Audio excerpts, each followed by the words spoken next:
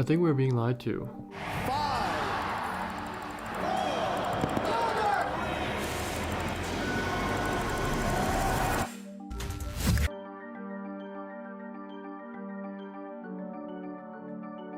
We're told that technology takes our jobs, reduces our wages, increases inequality, threatens our health, it ruins the environment, it degrades our society, it corrupts our children, it impairs our humanity, it threatens the future, and is on the ever verge of ruining absolutely everything.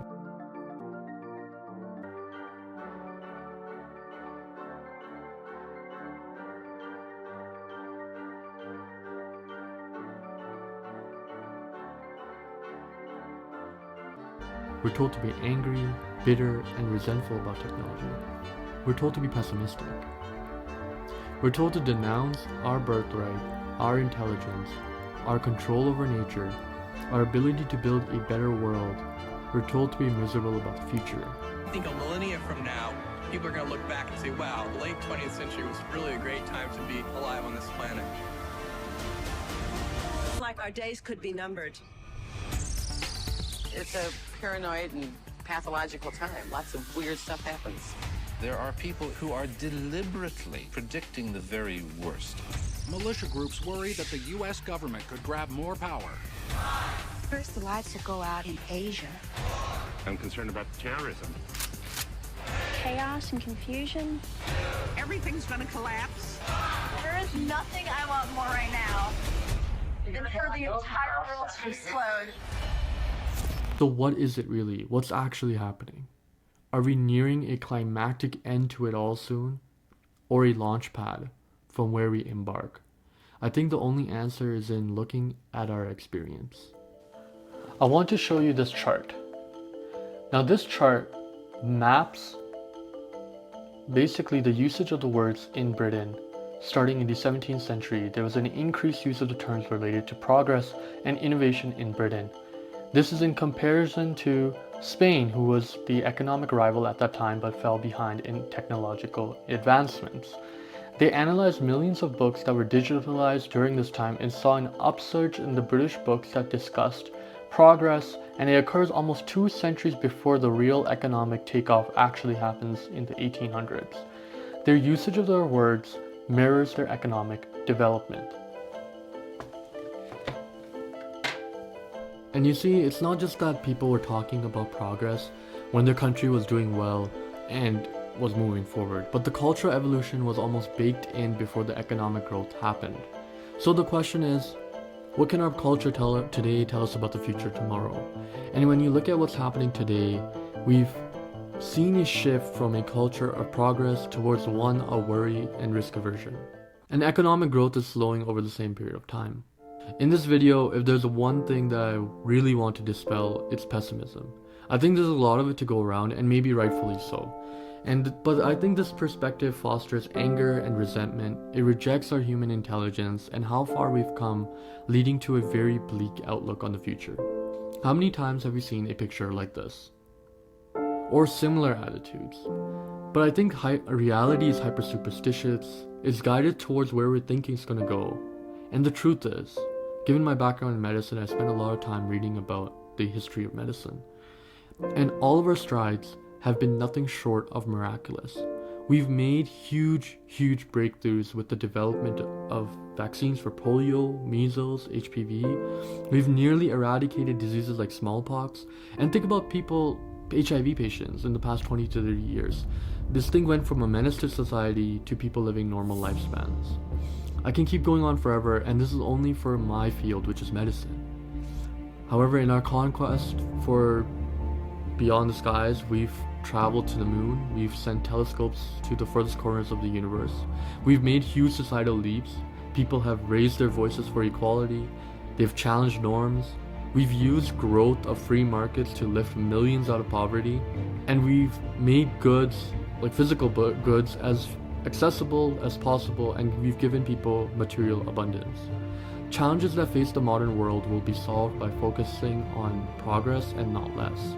If the pre-industrial world, which was one of mass conflict, suffering, could be optimistic, why can't we? But it's been said, and correctly so, that experience is like a knife. Its effect only determined by whether we hold it by the blade or by the handle. And we would all do ourselves a grave injustice if we were only to look at these shining moments. For just as real as these experiences over the past 4 years have been our experiences of grieving and of mourning, as individuals and as a community.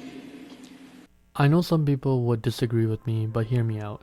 I'm not going to go to someone in Palestine who's lost their entire family and tell them, hey, you know, the world is a much better place today than it was 100 years ago. Stop complaining. Or anyone else going through a catastrophe for that matter. But I want to set aside these circumstantial events like conflict and objectively look at the world. The world has improved and is better than it was at pretty much any earlier time point in history for everyone.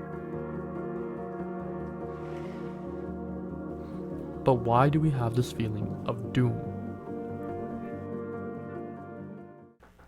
I want to talk to those individuals in particular who are like me, who are the biggest beneficiaries of technological progress, who are privileged, and who are what I call the healthy unwell. The healthy unwell are those who are being told by the news and social media that the world is ending very soon, who are being sold a garbage future. I sometimes fall into this trap too.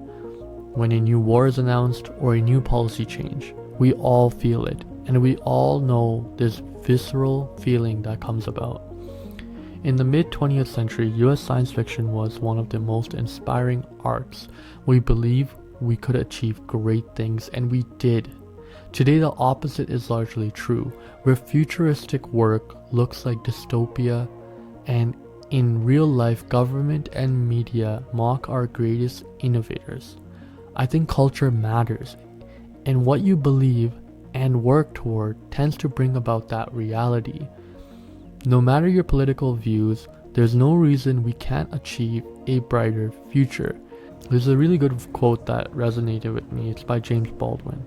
You think your pain and your heartbreak are unprecedented in the history of the world, but then you read. Of course, progress isn't uniform across societies, countries, or social classes, and it oscillates, going up and down. You can even say go backward and forward, but we're all moving forward. I think pessimism is a cheap form of escapism. It's really easy, and it doesn't help anyone move forward, which is what I think its greatest crime. I believe we've come so far because of innovators, people who actually do things, having the freedom to work in their self-interest, and I believe people who actually do things are inherently optimists. Pessimism can be highly persuasive, but I think it's an attitude of fake sophistication. It's like a cheap drug. It sounds really smart and wise. It feels like you've taken everything into account, you've looked at all the nuance, but it attracts too many cynics and depressives. I think pessimism is a very easy take because it costs nothing and it feels good in a way. I really love this quote. Pessimists sound smart, optimists make money. You have to have such a strong belief in yourself that you can quiet out all the outside noise, because you're gonna need that on every step of the way. You know, there are people that are projecting their fears and their shortcomings and failures on you. And you have to be very careful, you know, with that. People telling you can't do that. Why can't I? You know, because they may have tried or they don't believe that they can do it. And it's not really about you. It's about what they feel and their fear inside. So you have to be strong enough and resilient to believe in whatever it is you're trying to do. Well, optimism is hard because it must be constantly reaffirmed in the face of a hostile, cynical, and really depressive world. It takes a lot of effort. To be an optimist in 2024, I'm considering 3 things. The future can be great. People's intentions are mostly good. And I want to like things unironically without being afraid of cringe. To round off this video, I just want to end with a quote that Mark Andreessen, it's by David Deutsch. We have a duty to be optimistic because the future is open, not predetermined, and therefore cannot just be accepted. We're responsible for what it holds, and it's our duty to fight for a better world. We owe it to the past and the future. For the first time, we have the power to decide the fate of our planet and ourselves. This is a time of great danger, but our species is young and curious and brave. It shows much promise.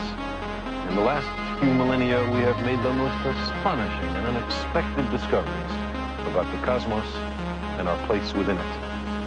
I believe our future depends powerfully on how well we understand this cosmos in which we float like a mote of dust in the morning sky. Thank you guys so much for tuning in this week and for making it this far in the video. If you haven't already, please subscribe, and I will see you guys in the next video. Have a good one, guys. Peace.